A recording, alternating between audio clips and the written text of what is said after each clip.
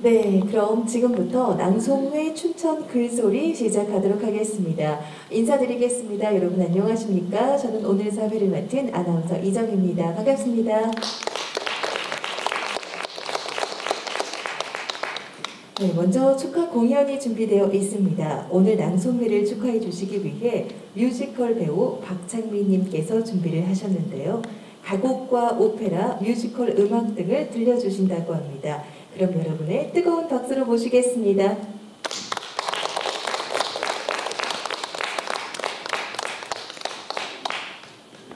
네, 안녕하세요. 끌리는 음악, 끌리는 뮤직, 끌뮤의 리더 바리톤 박창민이라고 합니다. 뮤지컬도 하고 있고요. 네, 저희 팀은 클래식 음악이랑 또 뮤지컬 레퍼토리로 구성된 팀입니다. 많이 사랑해 주세요. 저희가 오늘 생명사상과 예술이라는 주제를 모였는데요. 그래서 제가 그 주제에 맞게 세 가지를 준비해 왔습니다. 제가 오늘 여기 오면서 근처에 이제 약사촌을 들렸었는데요. 시간이 남아가지고 이제 근처에 둘러보면서 약사촌을 봤는데 거기 가보니까 시냇물이 너무 아름답게 흐르고 있고 또 나무가 너무 예쁘게 심겨져 있더라고요. 꽃은 보이지 않았지만 봄이면은 꽃도 예쁘게 필 것 같고 그리고 또 혹시 또 나비가 또 날아오지 않을까라는 또 생각도 했습니다. 제가 이 이야기를 들려드릴 이유는요. 첫 번째 들려드릴 곡이 뮤지컬 스토리 오브 라이프의 The Butterfly, 네, 나비거든요. 나비 들려드리겠습니다.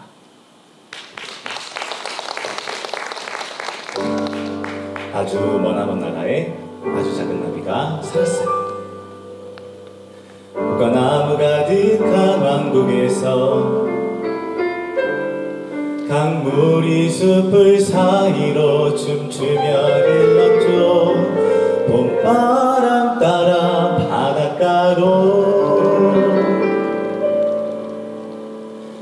그 나비는 작은 가지에 내려앉아서 달려가는 강을 바라봤죠.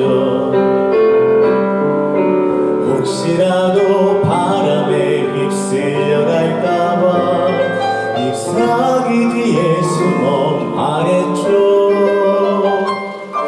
나는 나비죠 작고 죽지 않죠. 세상의 거대함 앞에 난 티끌과 같죠. 발이 저릴 때 날개를 펴 춤추며 만족해. 나는 나비야 중요치 않아.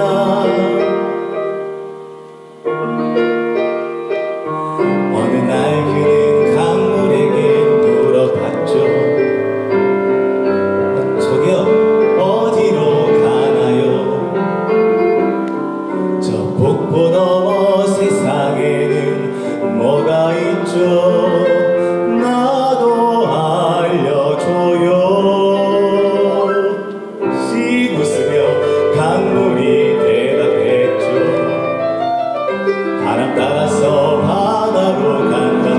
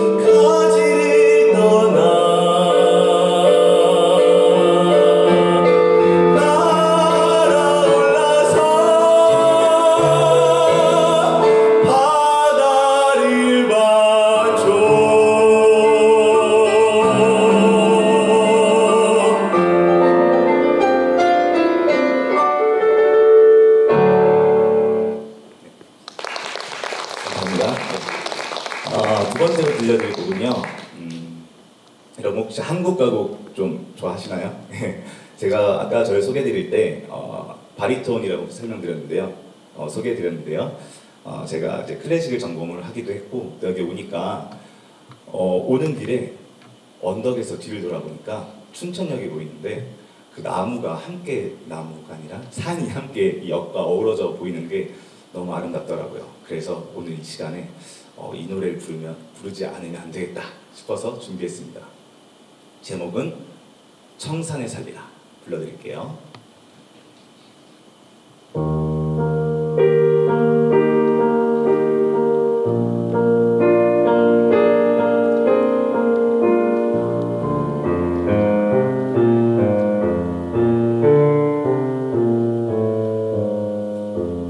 나는 숲으로 꺼진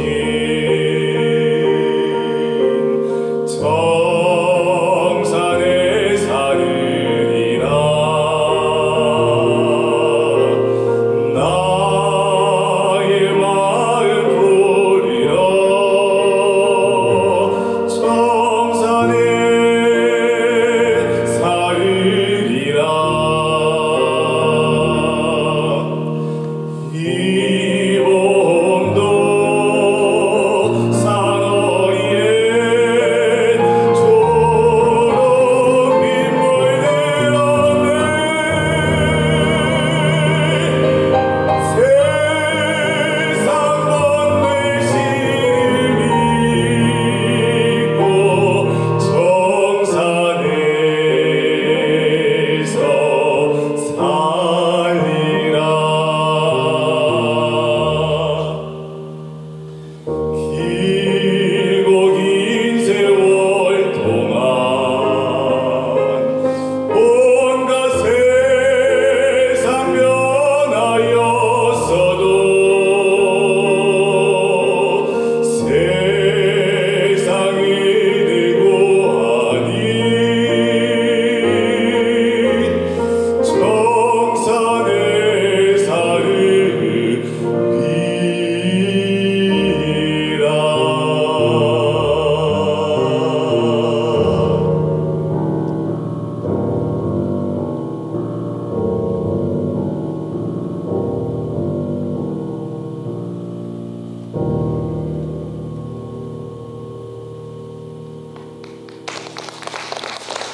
네, 감사합니다. 저 마지막으로는요, 오페라 아리아를 좀 준비를 해봤습니다. 영화 3배들 혹시 다들 보셨나요? 거기 보시면은 크세르크스 왕이 나옵니다. 뭐 이태리어로는 세르세, 뭐 영어로는 크세르크스. 바로 이제 페르시아 왕인데요. 이 왕이 원정을 가다가 플라타누스 나무를 발견을 하게 됩니다. 그 나무를 보니까 그 그늘이 너무 아름다워서 극찬을 하는 내용이에요. 아마 되게 더웠던 걸로 좀 추측이 됩니다. 제목은 옴브라 마이프고요. 뜻은 이 그늘은 이전에도 내가 본 적이 없었다. 네, 그런 뜻입니다. 마지막으로 이 노래를 불러드리고 저는 이만 물러가 보겠습니다.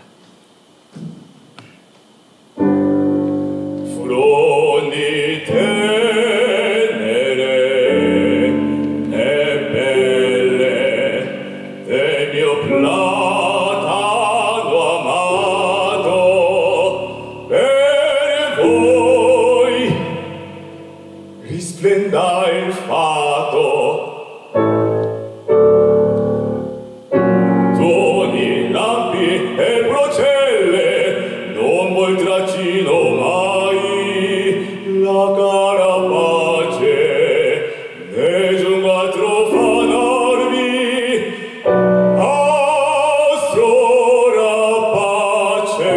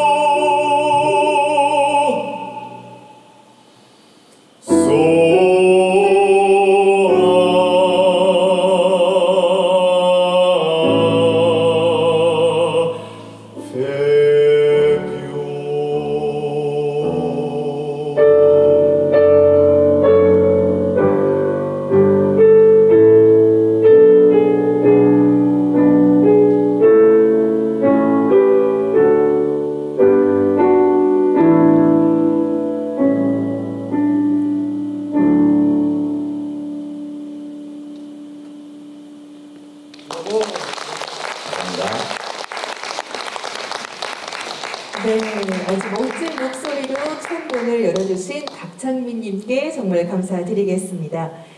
네, 낭송회의 춘천 글소리는 2013년부터 시작해 올해로 21번째 맞는 춘천의 대표적인 종합예술 무대입니다.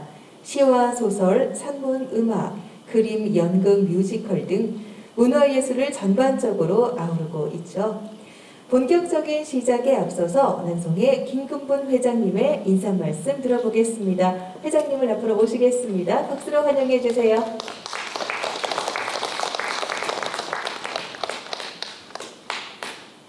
예, 안녕하세요. 반갑습니다.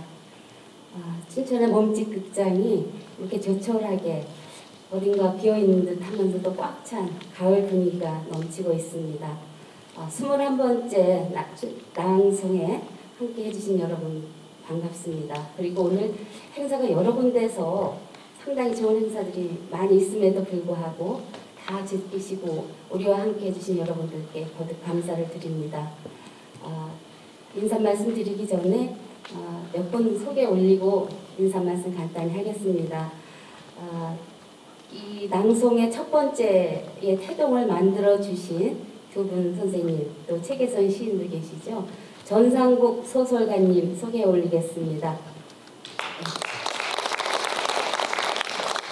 낭송의 고문으로 계시고요. 네, 또 춘천문화재단 이사장님을 역임하시고 초대 글소리 낭송회장을 맡아주신 최돈선 시인님을 소개해 올리겠습니다.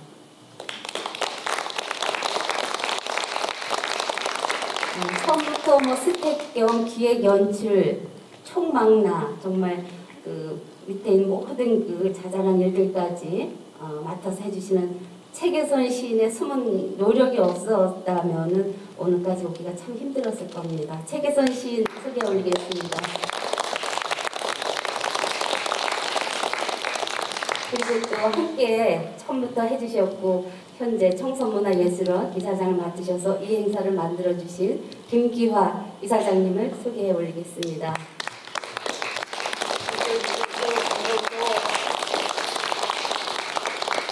그리고 춘천교대 총장님을 역임하신 박민수 시인님 소개해 올리겠습니다.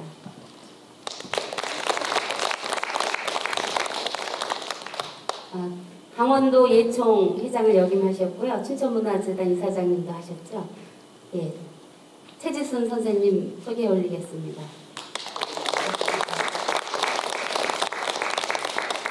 동강국제사진제 운영위원이신 심상만 선생님 소개해 올리겠습니다. 작가님 소개해 올리겠습니다. 전 광화문인협회 회장님이신 박정숙 수필가님 소개해 올리겠습니다.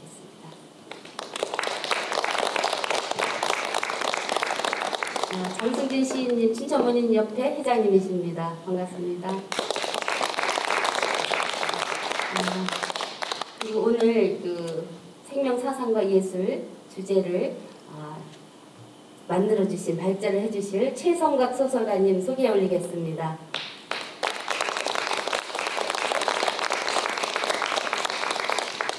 네, 우리 지역신문의 문화부 기자이시면서 아마 문학평론도 함께하고 계시는 김진영 작가님이라 그래야 되나요? 기자님을 소개해 올리겠습니다.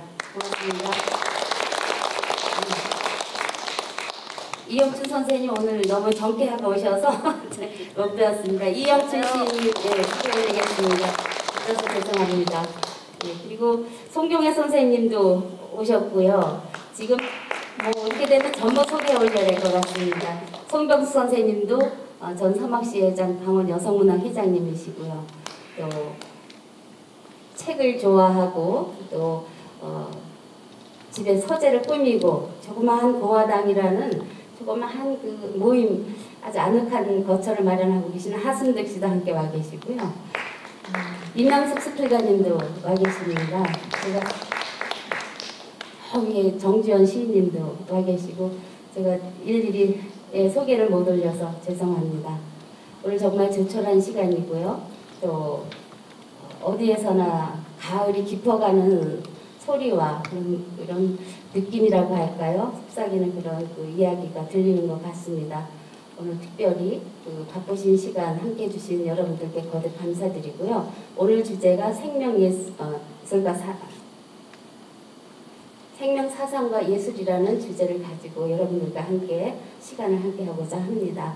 그동안 우리가 그 21번째 오면서 여러 가지 다양한 주제로 함께 했는데 오늘은 좀 특별한 주제가 아닌가 싶습니다. 하지만 우리가 가장 가까이 있었으면서도 우리가 좀 그쪽 분야에는 미처 눈놀리지 못했던 그런 소중한 주제가 아닐까 싶습니다. 귀한 시간 여러분 함께 해주시고요. 경청해 주시면 고맙겠습니다. 감사합니다. 네, 감사합니다. 참석해주신 한 분 한 분께 정말 감사의 인사를 다 드리는 우리 회장님의 모습을 보면요. 오늘 이렇게 이 자리에 함께 해주신 모든 분들께 정말 좋은 시간이 되지 않을까 하는 생각이 듭니다. 네, 회장님 감사합니다. 네, 첫 번째 순서는 이태훈 마술사가 준비하고 있습니다. 회장님이 인사 말씀을 하시는 동안 무대가 그냥 꽉 찼어요. 아직 조명이 비춰지지 않는데 뭔가 보이시나요? 네, 뭔가 화려하게 액자도 있고요, 꽃도 있고요. 어떤 마술을 선보여 주실지. 물도 들어오는데 혹시 물벼락을 맞는 건 아니겠죠? 마술사님 준비되셨나요? 네. 네, 그러면 꾸전물이 맑아지다 라는 내용으로 마술을 보여주신다고 합니다. 여러분 큰 박수로 시작하겠습니다. 반갑습니다. 마술사 이태훈입니다. 반갑습니다.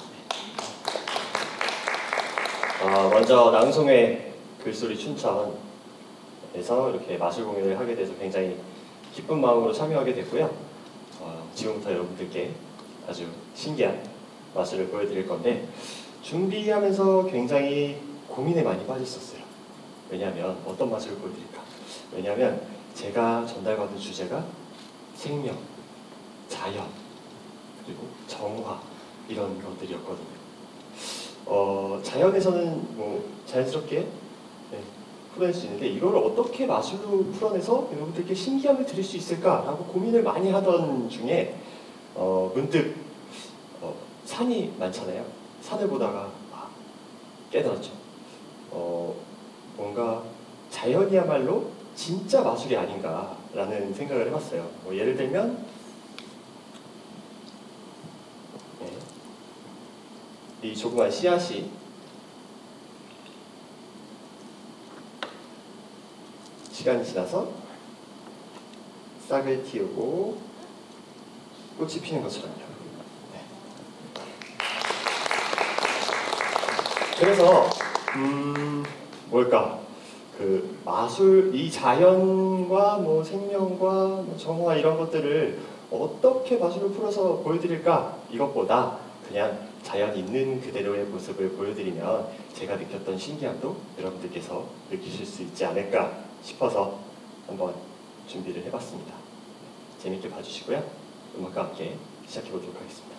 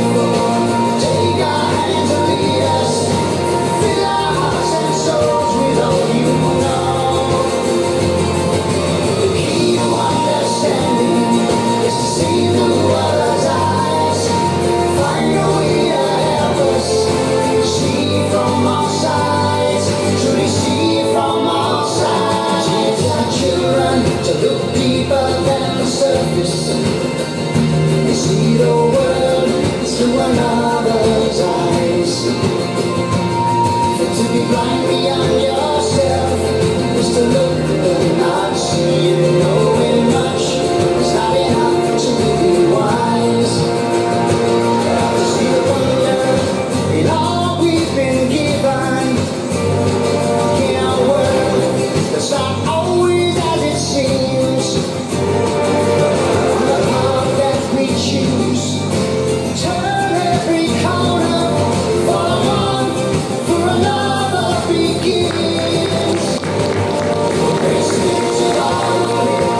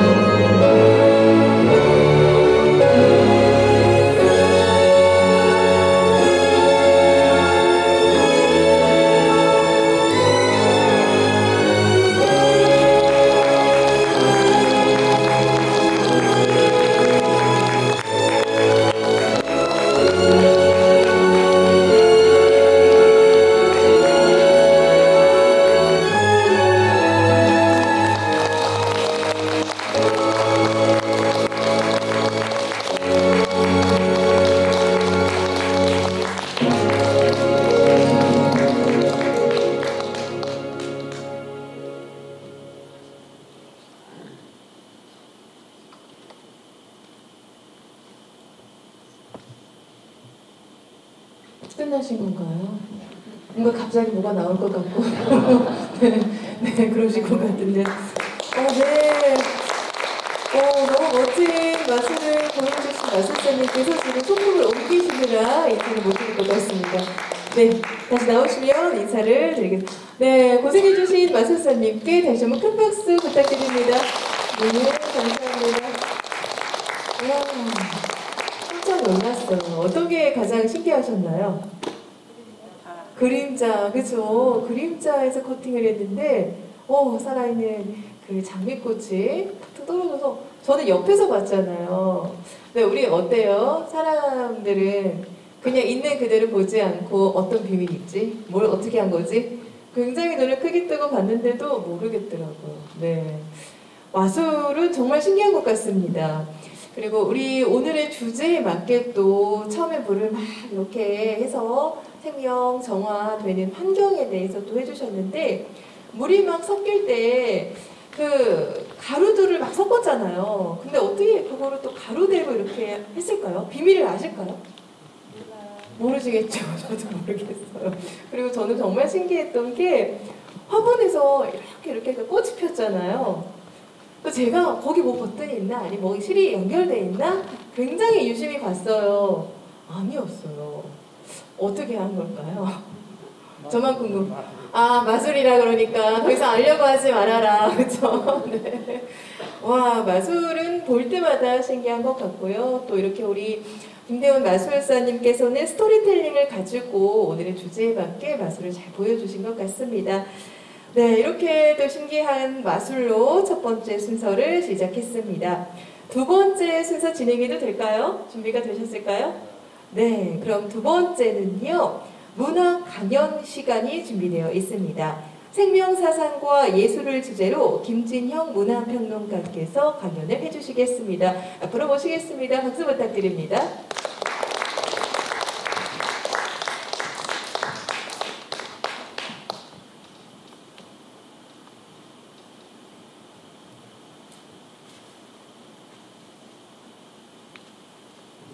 네, 안녕하세요. 김진영입니다.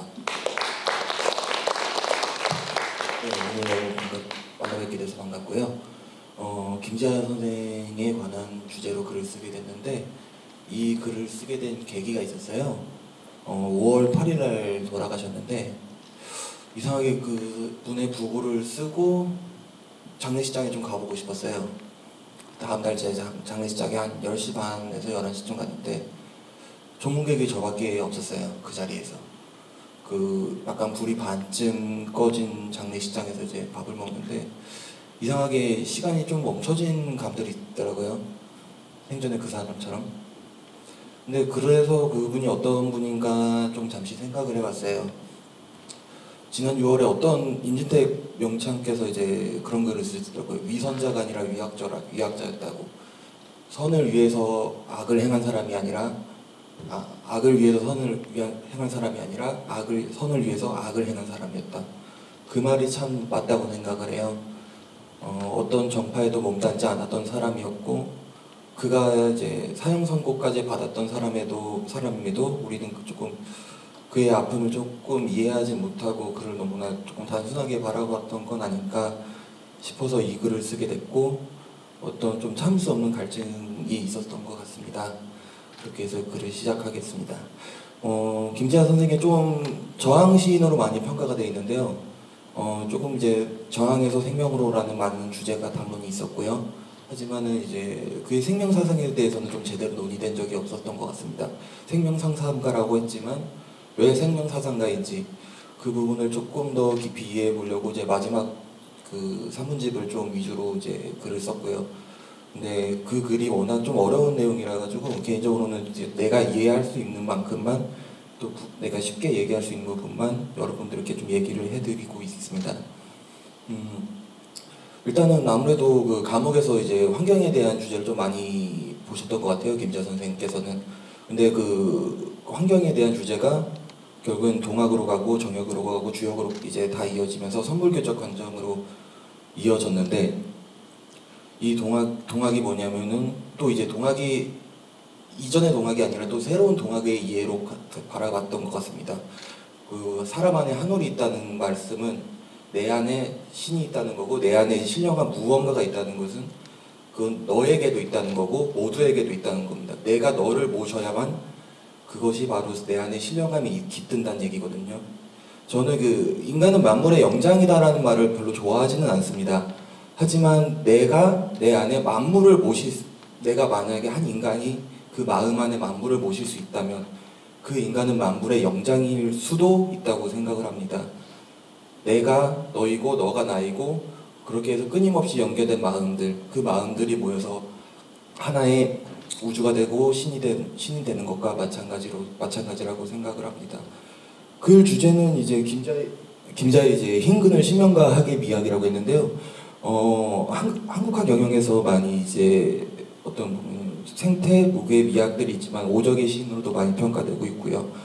근데 이제 정선 아우라지를 비롯해서 결국에 그가 가진 역량 안에서 한국학의 영역들이 그의 글들에 많이 녹아나 있습니다. 특히 마지막 시집 같은 경우는 되게 빈 공간들이 되게 많아요.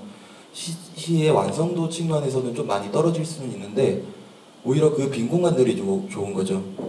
그게 바로 마음이라고 생각을 합니다. 마음. 생명에 대해서는 그렇게 생각합니다. 여러분들이 좀 생명운동을 조금 같이 해주셨으면 하는 바람도 있고요. 그 생명운동이 뭐하냐면 당장 여기서 무엇을 하라는 얘기가 아니라 당신 생명에 대한 마음의 씨앗, 그 씨앗 하나 가지고 그 씨앗이 여러 사람에게 전파될 수 있다면 그게 바로 생명운동이라고 생각을 합니다. 돌 하나에도 살려는 마음이 있다고 했어요. 살려는 마음이 있다는 것은 생명이 있다는 얘기고요. 그게 돌뿐만이 아닌 것 같아요. 여기 있는 컴퓨터조차, 건물, 사람이 만든 물건조차 그것들이 모두 생명이 깃든 거라고 생각해요. 마음이 있다는 것이고요. 결국 그 돌 하나에도 마음이 있다면 그 하나도 그리고 만물의 신령함이 깃든 만물의 영장이 될 수 있겠죠. 그렇게 해서 이제 김지아 선생들을 쭉 이게 풀어나다가 보니까 너무 조금 가슴이 아픈 부분들이 되게 많았어요. 이제 그 부분이 이제 정치적인 부분들도 있었고 그 사람의 해명에 대한 이야기도 있었지만 그 사람의 생명사상을 과연 누군가 제대로 풀어줘야 하는데 그리고 예술과 생명사상의 주제라는 무엇인가라는 고민도 하게 되고요.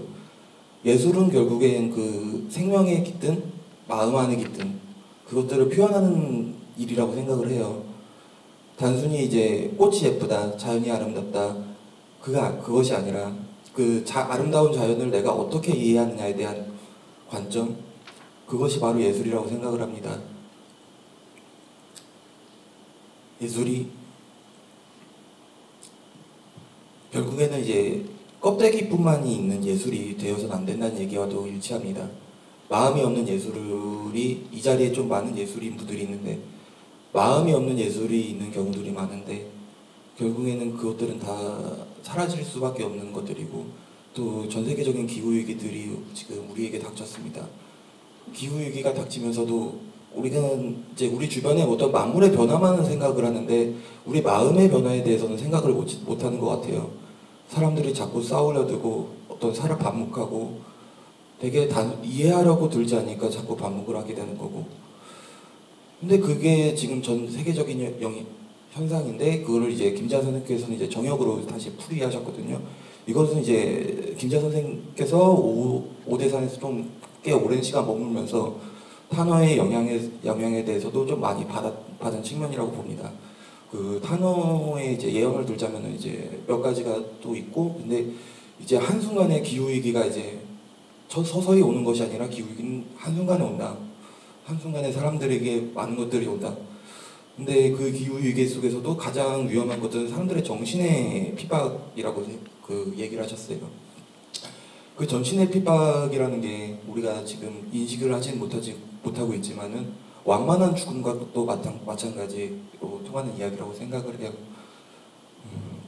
완만한 죽음이란 지금 이게 환경이 뭐 어디 오대산 자락이 좋은 것 같이 보이지만 오대산 자락이 결코 좋은 것도 아니고 결국에는 중금속이 다 이제 상선비로 해서 토양이 오염되고 그 토양은 우리들이 먹고 마시는 물이 됩니다. 우리들이 마시는 물이 결국 우리들이 마시는 물이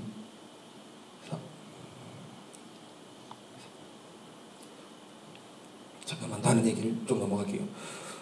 다시 마음에 대한 이야기로 넘어가면은 그 마음 안에 아까 마음을 길러야 된다고 했는데 근데 마음 안에는 악도 있어요. 근데 그 악이 신이 되기도 합니다. 그 악을 걸러줘야 되지만 그 악을 우리는 걸르려고 하면 우리는 그 악을 걸를 수가 없어요. 그 악을 제대로 바라보고 직시를 해야 할 때만 우리는 그 악을 제대로 바라보고 글을 쓸 수 있다고 생각합니다. 김지아 선생님께서 그런 분이었다고 생각을 하고요. 그 음악에 대한 이야기를 되게 많이 쓰셨는데 슬픈 노래 안에도 신명이 있고 신명이 있는 노래 안에도 한이 있습니다. 그 어떤 중간에 대한 식임새라고도 얘기를 하고 그것을 이제 정선아리랑으로 풀이하셔가지고 정선아리랑에 대한 이야기를 되게 많이 하셨는데 어디까지는 이야기는 가는지 모르겠지만 그 틈의 관점 전 그게 되게 중요하다고 얘기를 해요. 지금 흰 그늘이라고 했지만 흰 그늘이라는 게 세상에 어떻게 존재할 수 있을까? 사실 존재할 수 없는 부분이지만은 존재할 수 있다고 보는 거거든요. 그거는 바로 이제 그 주역 시대에서 정역 시대로 넘어오는 어떤 이제 기후 위기의 어떤 한 증거이기도 하고요. 음과 양의 변화, 음과 양, 영과 일, 태극, 무극 이 또한 다 마찬가지의 이야기입니다. 이진법 과학으로는 설명할 수 없는 것들이 예술로서 인식을 깨워준다. 그 말씀을 드리고자 여기서 이만 강연을 마치도록 하겠습니다. 감사합니다. 네, 감사합니다. 네, 네, 뵙겠습니다. 네, 생명사상과 예술을 주제로 이 마음과 또 통하는 우리의 어떤 근본적인 부분에 대해서 강연을 해주셨습니다. 멋진 강연을 해주신 김진영 문화평론가께 감사드립니다. 다음은 시 낭송으로 이어가겠습니다. 정윤채님께서 낭송해 주시는 두 편입니다. 김지하의 있는지 마는지, 장윤중의 이슬 이렇게 두 편 낭송 들어보겠습니다. 앞으로 모시겠습니다. 네, 네 천천히 나오시죠. 박수 부탁드립니다.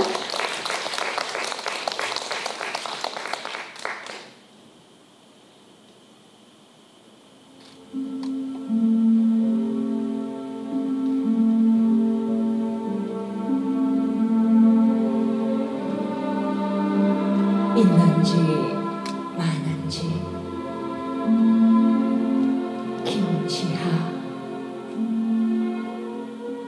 있는지 많은지 나 이렇게 서서 여기 누워있다. 어쩌면 죽어 사는 것 아니면 산 채로 죽은 있는지 많은지 나 여기에 있지만 저기 있고 날고 또 날지만 마음 밑 바스라진 흙 한 줌 뿌리 내리느라 부산하다. 지하에 먼저 가 있는 어른들 벗들 기억하느라 부산하다.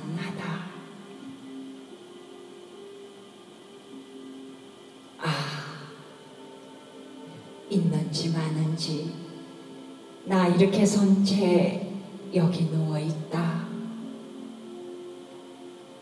하늘만 왠지 시리다.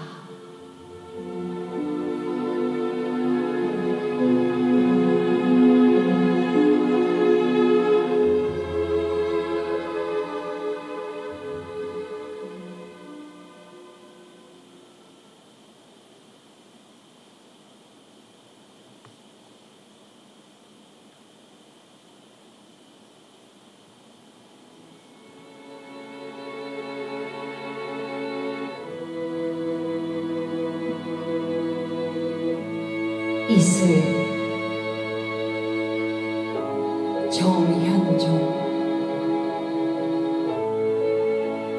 강물을 보세요.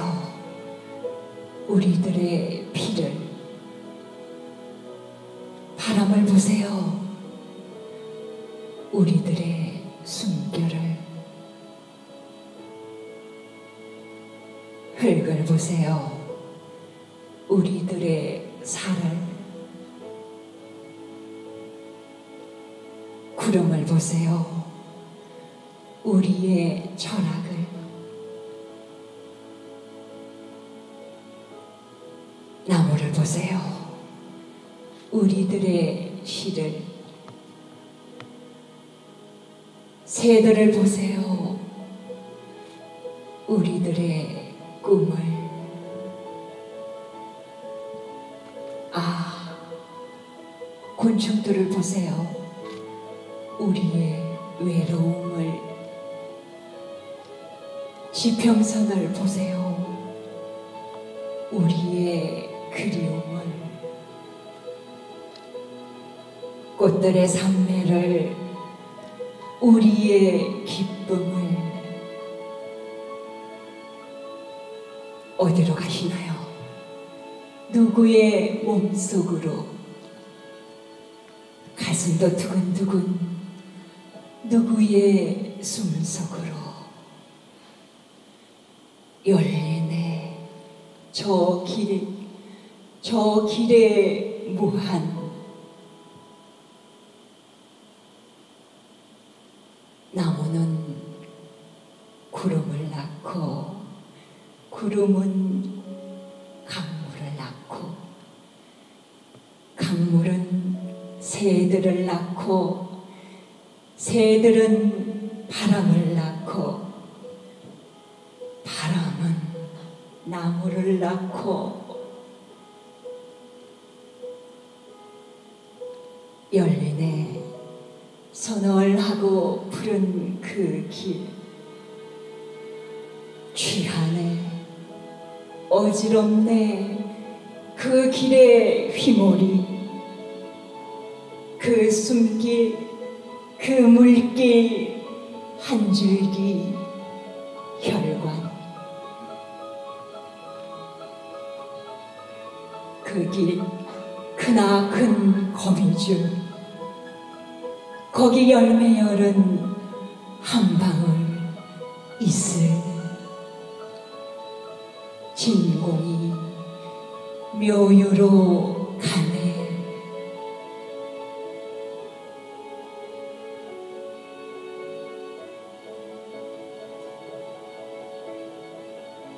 태양을 삼킨 이슬. 만유의 바람이 굴려 만든 이슬. 만유의 번개를 구워 먹은 이슬. 만유의 한 방울로 모인 만유의 즙. 천둥과 잠을 자 천둥을 벤 이슬. 해왕성 명왕성의 거울 이슬. 벌레들의 내장을 지나 새들의 목소리에 굴러 마침내 풀잎에 맺힌 이슬.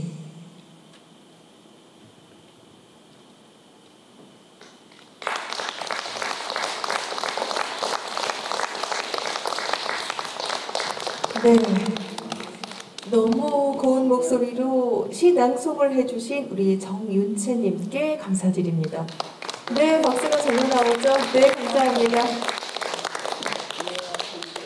제가 신앙송을 이렇게 현장에서 가까이 들어본 게 사실 처음이거든요. 저 굉장히 뭉클했습니다. 와, 그 목소리와 어우러지는 것도 그렇지만 이 현장에서 이 낭송을 시를 겨우 읽잖아요, 시집으로. 근데 이렇게 듣는 게 이렇게 의미가 다르구나, 이렇게 와닿는 게 다르구나 많이 느꼈습니다. 네, 그럼 다음 순서 이어가도록 하겠습니다. 이어서 문학 강연 시간이 또 되었습니다. 최성각 작가님의 멸종시대의 문학을 주제로 강연을 들어보도록 하겠습니다. 작가님을 앞으로 모시겠습니다. 박수 부탁드립니다.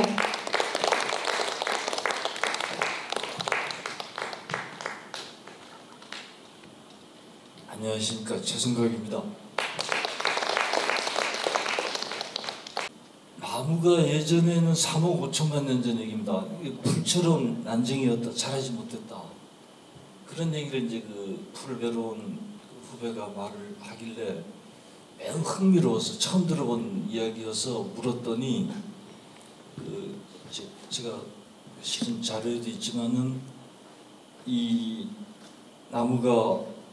나무의 속성은 뿌리는 중력의 순응을 적극적으로 하죠. 밑으로 내려가고 이제 몸체나 잎은 가지는 중력에 저항해서 하늘로 치솟는 게 그 나무의 속성인데, 그리고 뭐 나무를 그 말을 옛날에 난징했다, 더 자라지 못했다. 물론 그 자라면 한계는 있습니다. 그래서 나무가 밑으로 중력에 순응을 하면서 한편 저항을 한다고 나무를 보는 견해를 소위 그 물리학 용어 몇 개를 가지고 다시 생각을 해보니까, 아, 나무는 반항하였구나, 치솟아 오르려는 녀석이었구나 하자 나무가 신선하게 느껴졌어요.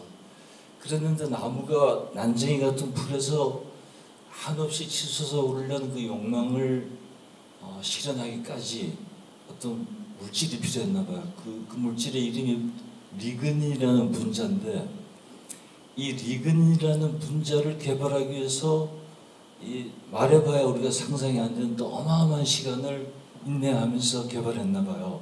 개발이란 말은 이제 우리 인간의 용어지만, 나무가 자라겠다는 욕망을 위하여, 그걸 획득하기 위하여, 이루기 위하여 그 리그닌을 개발하는데도 오래 걸렸는데 결국은 개발했나 봅니다. 그래서 나무는 한없이 치솟을 수 있었다 그래요. 제가 우리 쪽수 몇 쪽인지 이런 이야기의 출처인 내셔널 지오그래피라는 매체가 만든 아름다운 세계 코스모스 뭐 이런 식의 부제가 붙은, 옛날에 칼 세이건이 방영했던 그 유명한 칼 세이건이라는 아주 아름다운 학자는 우주에 대해서 말했다면, 그 칼 세이건의 제자인 어떤 흑인 학자는 지구, 우리 행성에 대해서 얘기한 후속편을 보고 이제 그 얘기를 제 제자들과 제 후배도 알았나 봐요. 그런데 그래서 그 자료가 그 책에 몇 쪽인가 있습니다. 4개로 된, 그렇게 편집된. 그러니까 이 지구가 끝없이 리그닌을 개발한 이 어마어마하게 자란 그 거대한 나무의 그 행성이 됐죠. 뭐 우리가 상상도 같은 걸 통해 이제 가끔씩 접하는데, 그랬는데 그 나무도 수명이 있으니까, 뭐 태양도 수명이 있다 하지 않습니까? 이 세상에 수명이 없는 건 연력학 이법칙이라 그러죠. 만들어진 건 소멸하고 뭐 이런 아주 변함없는 법칙이 있는데, 그런 의미에서 나무도 수명이 있었는데, 수명이 다해서 어마어마하게 자란 나무가 쓰러졌을 겁니다. 쓰러졌습니다. 그래서 이 행성은 거대한 나무 무덤이 되었다고 합니다. 그랬는데 그 나무를 썩이고 부패하고 썩여서 이른바 없던 상태, 무화를 시킬 이제 그런 균과 박테리아가 없었다 그래요. 균과 박테리아가 있었는데 리그닌을 해결할 균과 박테리아가 없었답니다. 그 당시에.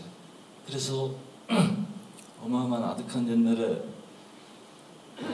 35억인지 3억 5천인지 아득한 옛날에 이 행성은 거대한 나무 무덤이 되고, 거대한 그 나무 무덤을 분해할 준비가 안 돼 있었죠. 그러니까 나무의 진화 속도가 그것을 부패할, 리그닌을 부패할 균과 박테리아의 진화 속도보다 앞질러 갔던 것이죠.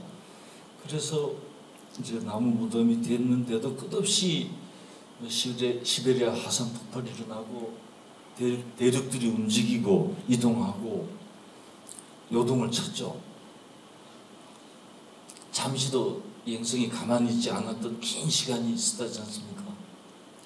그러다가 위에 있던 거대한 나무들은 땅으로 들어가기도 하고 뭐 이런 난리를 치면서 그게 또 압력에 의하여 거대한 이제 아주 불이 잘 붙을 가연성 암석이 됐죠. 나무 암석이. 그 중에 이제 석유, 뭐 석탄 이렇게 또 발생이 되는데, 그래서 그 땅 밑에 리그닌을 개발한 나무를 분해할 균과 박테리아가 준비 안 된 상태로 썩지 못하고 땅 밑으로 들어가 암석이 된 그 거대한 나무 화석이라 할까, 그것이 화산이 폭발하고 이럴 때 이제 불이 붙었습니다. 불이 붙으니까 뭐 숫자는 제가 잊어버렸습니다만 어마어마한 시간 동안 탄 거죠. 그러니까 우리 인간의 상상력이나 뭐 이런 뛰어넘는 세계 이야기들인데, 그래서 그 불이 더 오래 붙어서 꺼지지 않고 탔다는 얘기죠. 그 불 때문에 대기는 이제 지구 온도는 높아지고 태양은 가리게 되고, 또 산소 공급은 안 되니 바다마저 호수가 되고, 호수가 된 바다 끔찍하죠. 우리가 호바 대도시 호수가 가까이 있습니다만은 바다가 꿈틀거리고 파도가 치고 그 어떤 달의 인력에 의해서 움직일 때 그 속에서 이제 생명이 발화되고 꼬무락거리고, 그게 어떤 생명의 본질인데, 호수가 된 바다가 또 몇천 년, 몇만 년 이렇게 지속이 되고 소위 이 행성이 죽음의 행성이 되었다 그럽니다. 그러니까 그런데도 이제 신비로운 거는 그때가 바로 폐렴기 말기의 그 대멸종이었는데, 이 세 번째 멸종이었던 그랬을 겁니다. 그런데 한 90%가량의 모든 생명체들은 절멸했다 그래요. 근데 10%는 궁금합니다. 10% 남은 생명체들은 어떤 생명체들이었을까? 이제 그것은 뭐 제가 찾아본 책들에서는 안 나오는데, 이건 포인트는 90%의 멸종이 가장 큰 멸종이고, 지금까지 있었던 5번의 대멸종 중에 폐렴기 말의 대멸종이 가장 큰 멸종, 모든 멸종의 뭐 어머니 이렇게 부르더만요. 그래서 그 이후부터 아득한 시간들이 흐르다가 이번에 최근에 우리가 6번째 멸종을 맞이하게 될 거다. 그 6번째 멸종이 바로 이번에는 뭐 리그닌을 개발한 나무를 분해하지 못한 균과 게으른 박테리아 이런 문제가 아니고, 이번 6번째 멸종은 이제 우리 인간종들이 일으킨 이 놀라운 힘, 이 놀라운 욕망 때문에 이제 일어날 것이고, 지금 이미 시작되었고 지금 빠르게 급하게 진행되고 있다. 이제 이것이 아까 제가 말씀드린 우리 모두 내색은 안 내지만 마음속에 있는 어떤 불길하고 불안한 이제 그런 어둠의 내용 드리겠습니다. 그래서 다시 이제 아득한 옛날 우리가 상상할 수 없는 이야기보다 지금 6번째 멸종이 시간이 갈수록 확실시된다라고 학자들은 말하고, 우리는 피부로 느끼고 있습니다.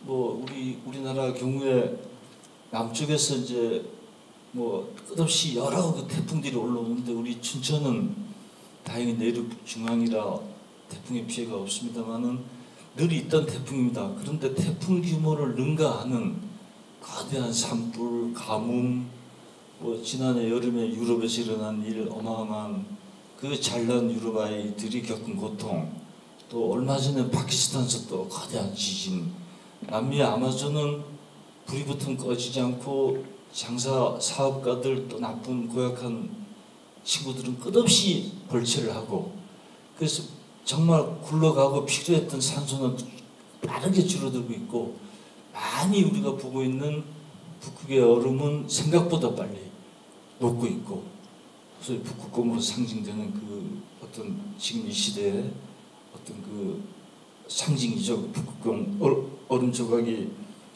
점점 줄어드는. 그래서 그런 예를 들자면은 한도 끝도 없이 우리 일상을 덮고 있습니다. 이런 나쁜 징후들이. 그런데 한편 이 북극의 얼음이 녹아서 녹음돼 되어서 이게 더 녹으면 안 되는데, 뭐 학자들은 생각보다 자신들이 학문적 데이터를 가지고 예측했던 것보다 더 빠르게 녹고 있다는 거죠. 이구동성으로 말합니다. 생각보다 빠르게. 흔히 흉조라 말하는데, 이 흉조가 모든 예측을 뛰어넘게 가속이 붙어 있다는 거죠, 지금. 그런데도 우리의 이 대한민국은 북극 얼음이 녹았을 때 어떻게 반응했냐면 거기 해로가 생겨서 그 뭐 러시아 뭐 이런 쪽에 수출할 때 배가 이렇게 멀리 돌아가지 않고 경비가 줄어들어서 매우 잘된 일이다. 이런 게 9시 뉴스에 나옵니다.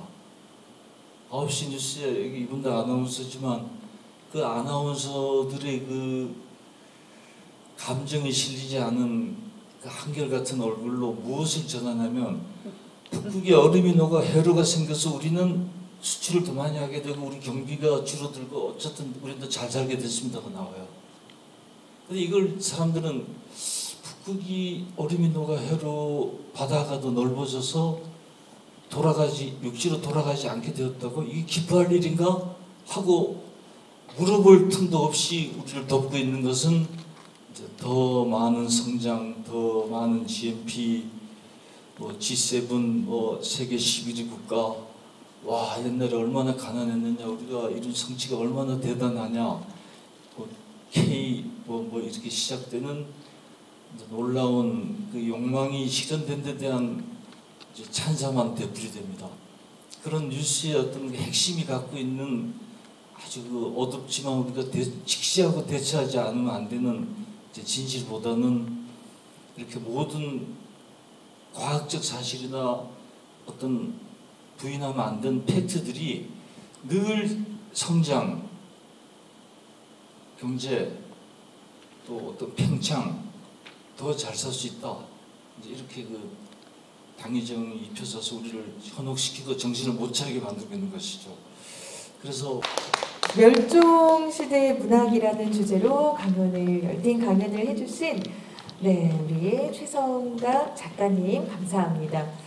네, 그런 것 같아요. 가장 근본적인 거죠. 우리가 살아가는데 멸종이 되는 어떤 지구 행성의 여러 가지 상황들을 말씀해 주셨는데 다 알고 있는 것고 또 그 생각보다 굉장히 빠르게 진행된다는 것도 우리가 다 느끼고 있는데 그것을 생각하려 하지 않는 것 같아요. 우리는 너무 생각하면 너무 큰 문제고 삶의 어떤 그런 것 때문에 생각하지 않고 그냥 일단 모른 척하면서 살고 있지는 않나 하는 생각이 듭니다.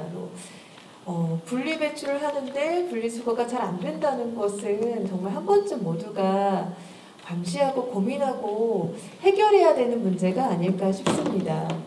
네, 그래서 분리배출 잘 하시나요? 네, 제가 아이가 있는데 아이가 좀 커요. 근데 제가 어느 날 이런 얘기 말씀드려도 될까요? 분리수거 분리 탁탁 했어요. 근데 엄마 이러는 거죠. 왜 이렇게 하면 어떡하냐고. 그 아이는 학교에서 너무 잘 배웠더라고요. 그 콜라 PET병에 라벨 다 떼어야 되고요. 우리 그 탁상 달력에 위에 철 이렇게 되어 있잖아요. 그거를 다 떼어야 돼요. 근데 저는 라벨을 지금은 안 그럽니다. 예전이에요. 라벨을 떼지 않고 쬐 해서 버리고 그리고 달력은 종이 위에 벌렸더니 그걸 이제 아이가 담당해서 나가서 배출을 하는데 그걸 하나하나 다 하고 있더라고요. 이게 정확하게 제대로 하지 않으면 아무리 하고 있다 하더라도 그 이후에 진행되는 게 어렵겠구나라는 생각을 또 해봤습니다. 네, 이렇게 해서 또 굉장히 심오한 이런 생각을 하게 하는 또 강연 시간이었습니다. 네, 마지막 순서로는요. 조금 분위기가 바뀔 것 같습니다. 아름다운 목소리로 노래를 해주실 분이 준비하고 계시는데요.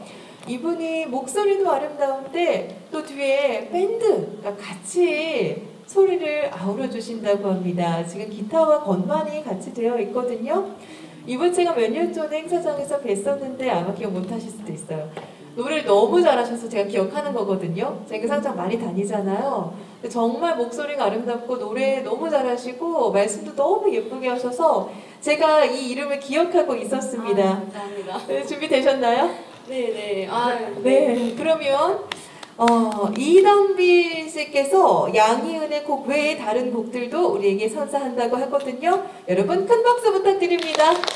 네, 감사합니다. 너무 소개를 잘해주셔가지고 제가 뭔길까를 모르겠습니다. 네, 다시 한번 인사드릴게요. 안녕하세요. 저는 이단비입니다. 네, 반갑습니다. 네, 춘천에서 이렇게 격 있고 또 전통과 역사가 있는 이런 글쓰기 낭송의 문학 행사에 제가 초대가 되어서 너무너무 영광입니다. 전에는 이제 정현종 시인님의 마음먹게 달랐어요, 그리고 또 물방울이라는 시의 노래를 했는데 오늘은 또 제 노래를 조금 가지고 와봤는데 조금 열린 마음으로 들어주실 수 있을까요? 네. 감사합니다. 네, 오늘 생명사상과 예술이라는 주제가 굉장히 의미가 좀 남다르더라고요. 어떻게 보면 무겁기도 하고, 그래서 제가 조금 그 생명에 관한 그런 느낌을 다시 한번 그 의미를 되새기면서 좀 준비를 했던 것 같아요. 첫 번째 곡으로는 유지연님의 사랑과 평화라는 노래를 먼저 들려드리도록 하겠습니다. 3, 4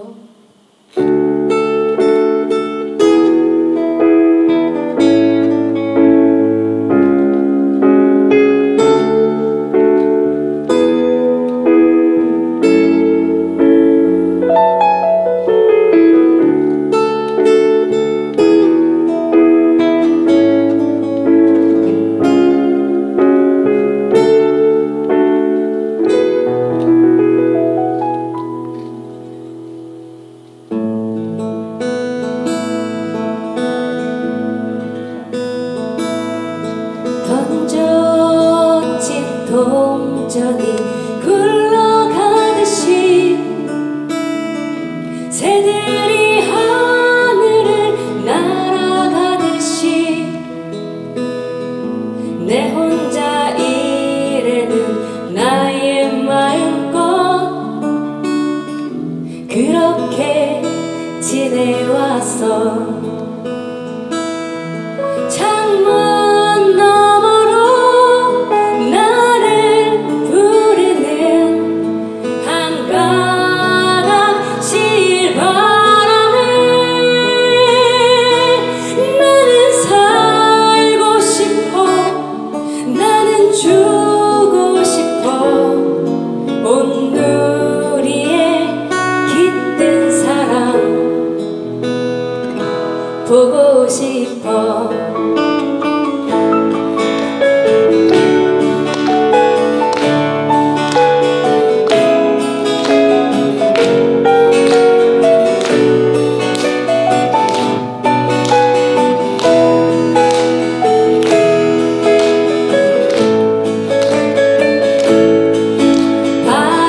바람에 물결치는 끝없는 평원, 흐르는 하늘엔 구름의 행진, 평화의 열차는 나를 태우고 저만치 멀어져 가네. 해역 저편에 날 손짓하는 기러기 울음소리, 나는 살고 싶어, 나는 주고 싶어. 온누리에 깃든 평화 보고 싶어. 나는 살고 싶어, 나는 주고 싶어. 온누리에 깃든 사람 보고 싶어.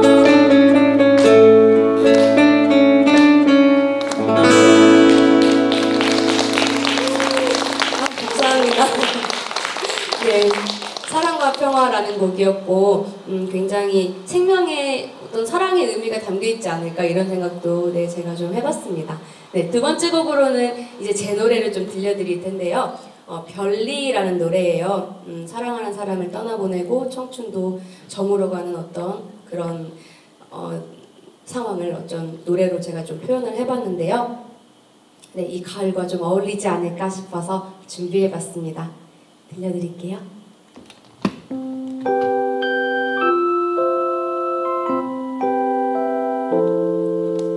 그대는 떠나가고 가을이 찾아오면 그대 떠난 빈자리엔 별빛만 가득하오.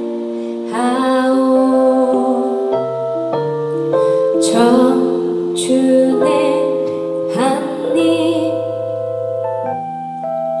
그 잎새 떨어지면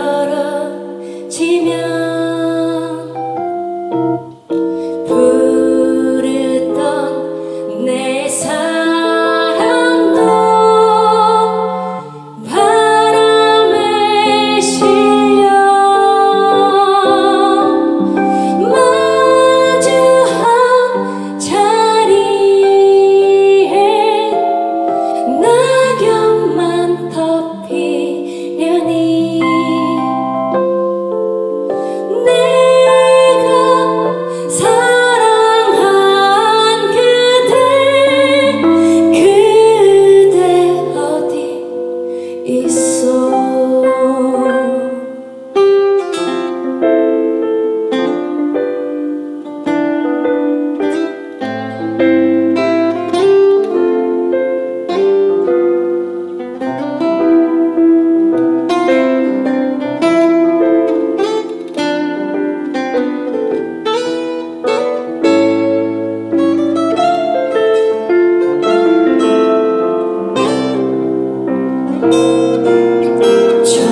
청춘의 한입 그 잎새 떨어지면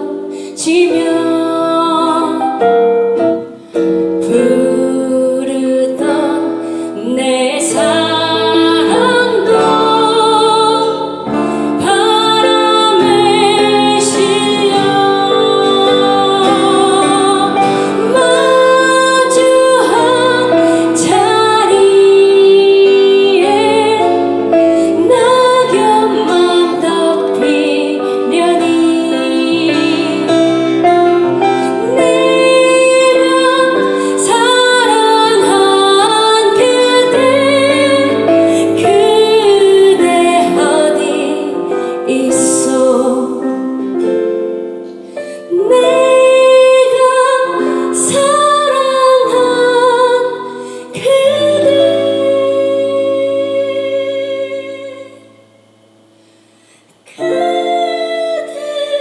어디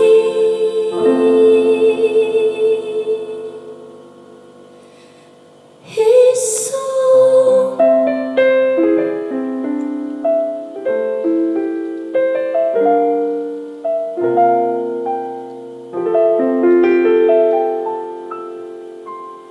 감사합니다.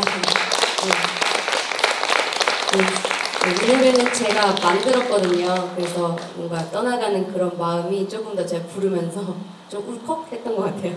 네, 마지막 노래로는 좀 많이 아시는 곡이실 것 같아요. 아까 이정희 아나운서님께서 소개해 주셨던 것처럼 양희은 선생님의 아름다운 것들이란 노래가 가장 어울리지 않을까 해서 좀 준비를 해봤습니다. 네, 마지막 곡의 어떤 그런 의미를 조금 더 담아서 제가 잘 해보도록 하겠습니다. 감사합니다.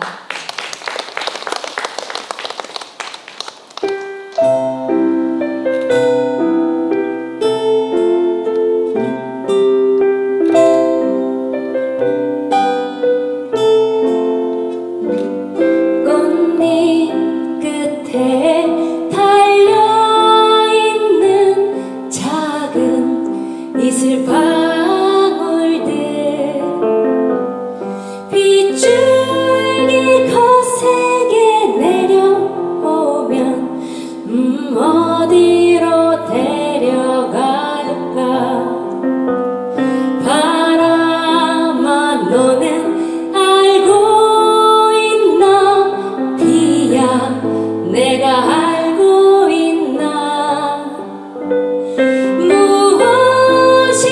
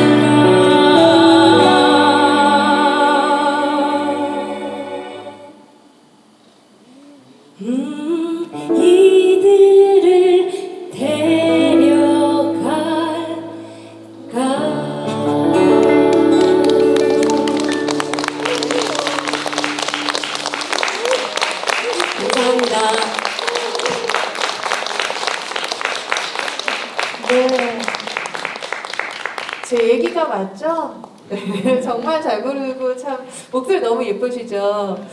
네, 마지막에 그 들려줬던 아름다운 것들이 오늘의 주제와 또 딱 맞아서 더 마음이 이렇게 소통이 되고 뭉클하고 그러진 않았나 싶습니다. 또 마지막에 같이 불러주시더라고요. 이렇게 하나 되는 우리의 마음처럼 오늘의 주제에 맞는 앞으로도 더 발전하는 춘천 글소리 낭송회가 되기를 바라겠습니다. 네, 진행을 해도 될 것 같습니다. 네, 이상으로 낭송회 춘천 글소리 모두 마치도록 하겠습니다. 네, 함께해 주신 모든 분들 진심으로 감사드립니다.